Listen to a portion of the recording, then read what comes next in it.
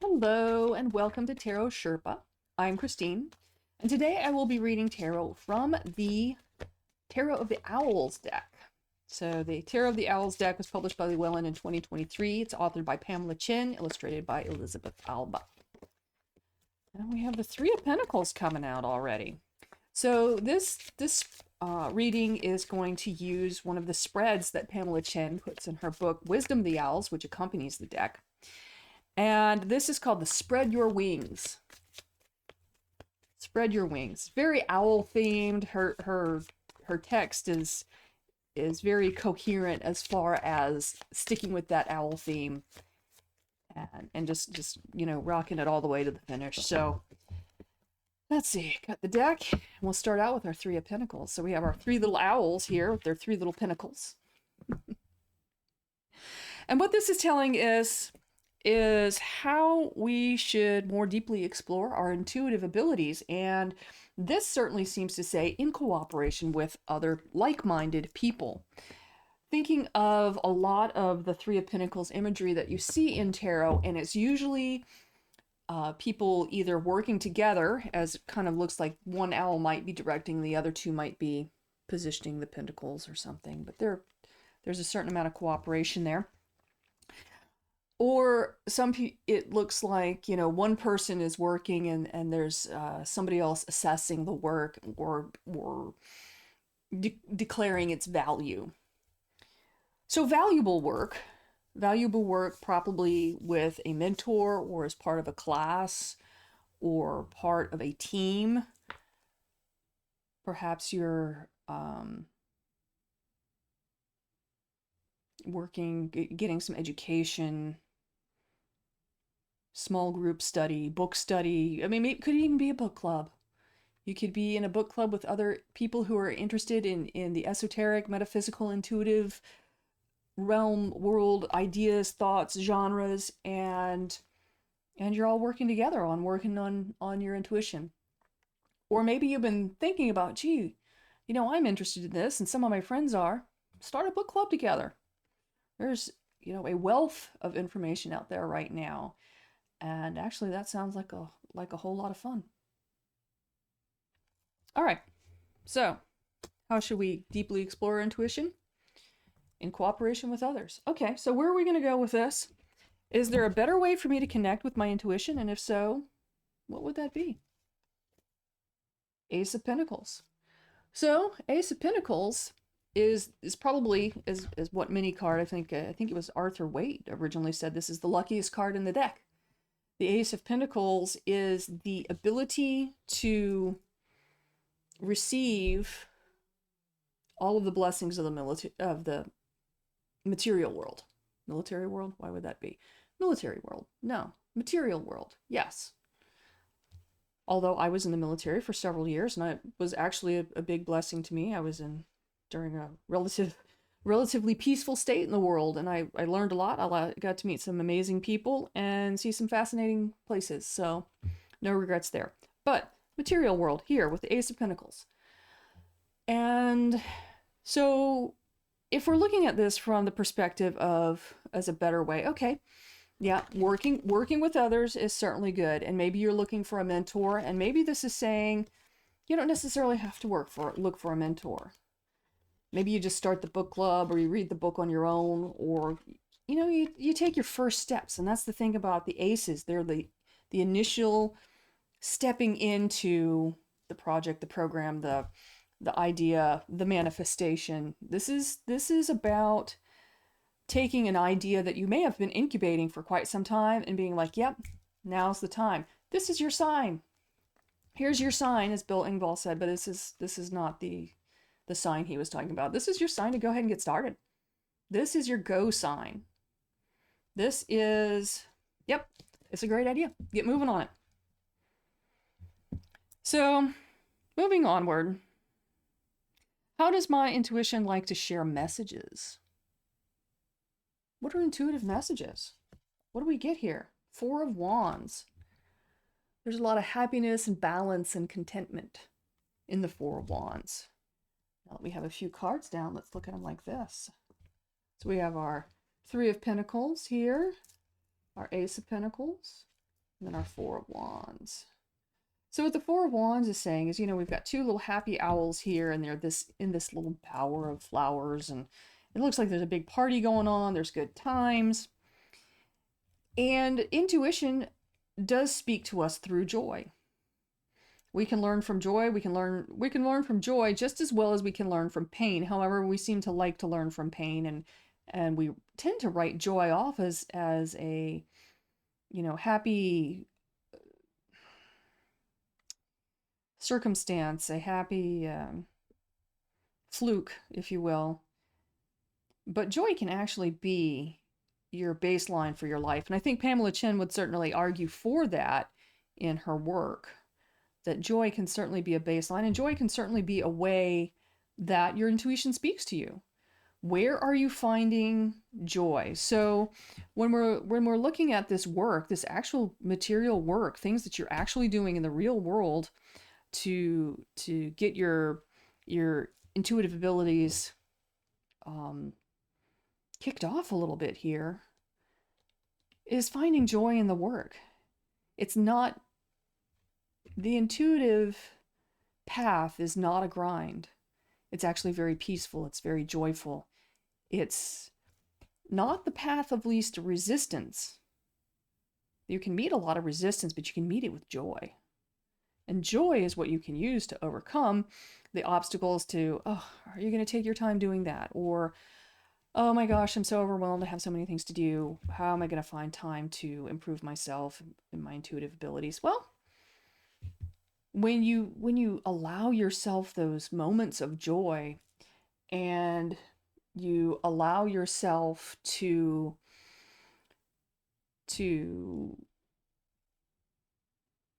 appreciate the joy, and gratitude's a good thing, and I'm 100% for gratitude. I talk about that a lot.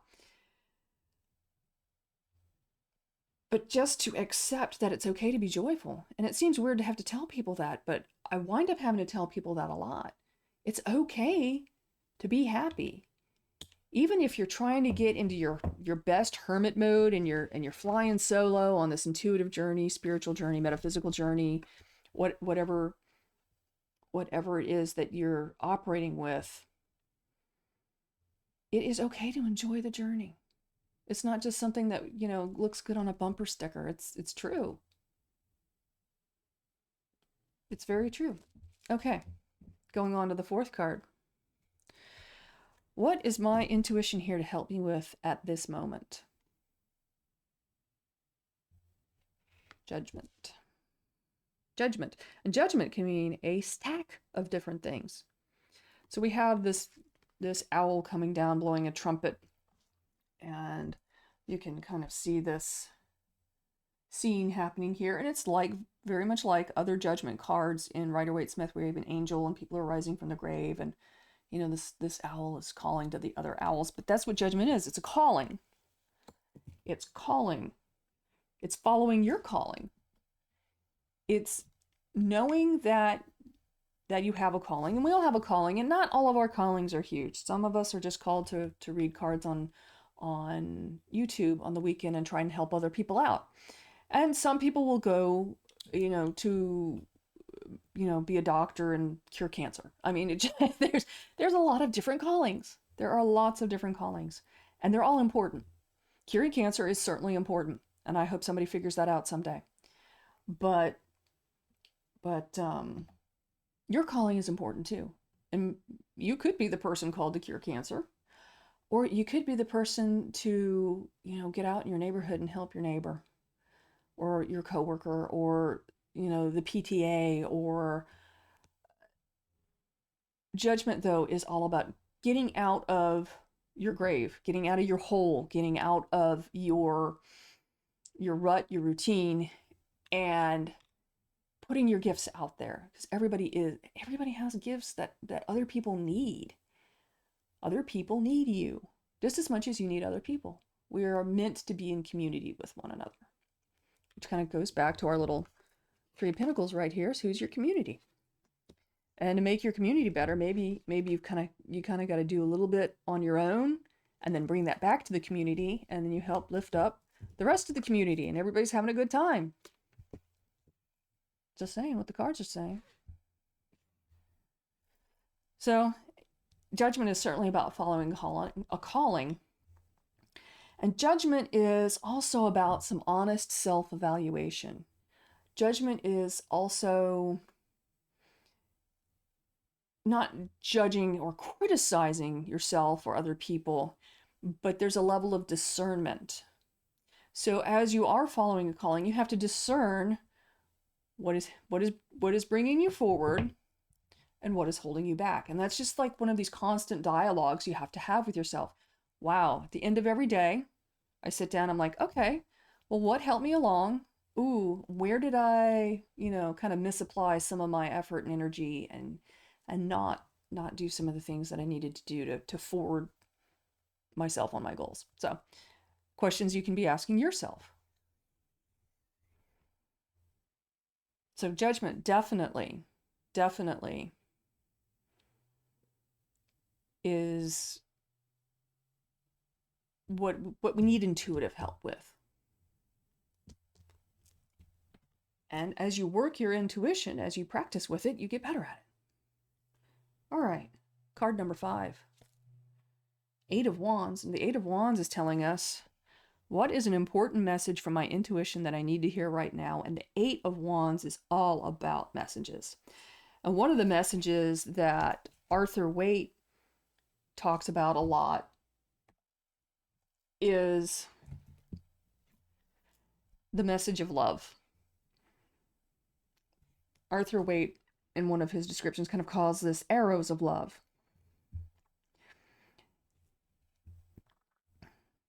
So one of the things that you need to hear right now is that you're loved for your inherent self,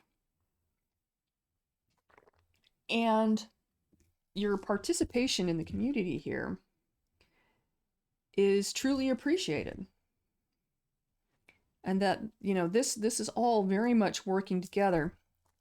It's very interesting because this is very earth energy here in the Pentacles. And we're looking at things that you actually do, that you participate in right here. But then over here with the Wands, this is your spiritual fire right here. This is the joy and the action and the activity that you bring to all of these situations. And it has very unique worth and value. And so that's the message that your intuition would like you to know, is that this contribution that you're making, whatever your personal contribution is, and everybody makes a contribution, as long as you are following this judgment card over here, and following your purpose and your passion and your calling, you're bringing something to other people that is truly of value. And I think I use the example of a doctor out there trying to cure cancer, and that's huge and that's great, and not many of us have callings, but I think of all the very, very wonderful people that have been in my life and who have been in my children's lives. They're teachers, they're scout leaders, the people I've volunteered on different projects with, the church secretary, all of these wonderful people who hold institutions together. And while it's like, oh yeah, you just do blah blah blah, but you know what, that front office secretary might be the most important person in the organization, because she knows everybody and what is going on and who can help who and how she can help you. And yeah, sometimes she might need your help with something, but it's all to the greater good. Yeah.